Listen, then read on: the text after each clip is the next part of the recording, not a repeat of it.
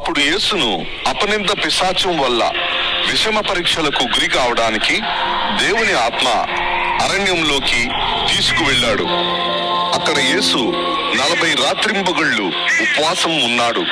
ఆ దుష్ప్రేరేపణ చేసేవాడు ఆయన దగ్గరికి వచ్చి ఇలా అన్నాడు, నీవు దేవుని కుమారుడవైతే ఈ రాళ్లు రొట్టెలగునట్లు ఆజ్ఞాపించు.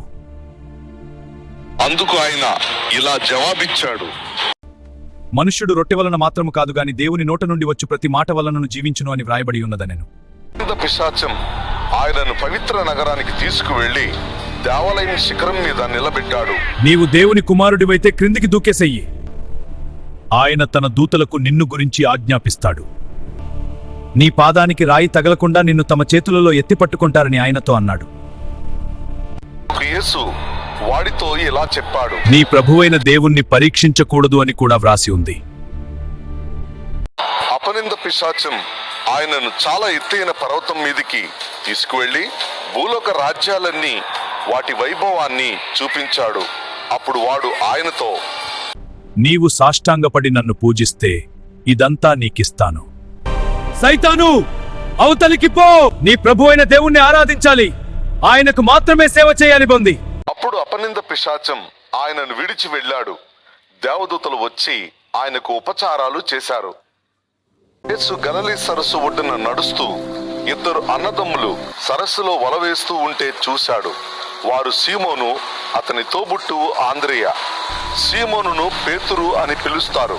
వారు చేపలు పట్టేవారు. యేసు వారితో ఇలా అన్నాడు, నా వెంట రండి, మనుషులను పట్టే జాలరులుగా మిమ్ములను చేస్తాను.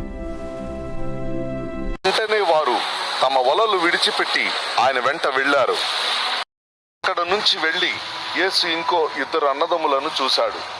వారు జెబెదయి కొడుకు యాకోబు, అతడి తోబుట్టువు యోహాను. తమ తండ్రి జెబెదయితో కూడా వారు పడవలో వలలు సిద్ధం చేసుకుంటున్నారు. యేసు వారిని పిలిచాడు. వెంటనే వారు పడవను తమ తండ్రిని విడిచి ఆయన వెంట వెళ్లారు.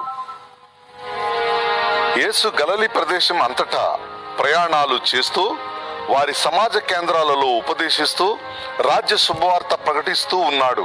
ప్రజలలో ప్రతి వ్యాధిని రోగాన్ని బాగు చేస్తూ ఉన్నాడు. ఆయన కీర్తి సిరియా అంతటా వ్యాపించింది. ప్రజలు రోగులందరినీ, నానా విధాల వ్యాధుల చేత, యాతనల చేత పీడితులైన వారిని, దయ్యాలు పట్టిన వారిని, మూర్ఛ రోగులను, పక్షవాత రోగులను ఆయన దగ్గరకు తీసుకువచ్చారు. ఆయన వారిని బాగు చేశాడు. గలిలీ, దెకపొలి, జెరూసలేం, యూదయ, యోర్దానుకు అవతలి ప్రదేశం, ఈ స్థలాల నుంచి పెద్ద జనసమూహాలు ఆయన వెంట వెళ్లారు.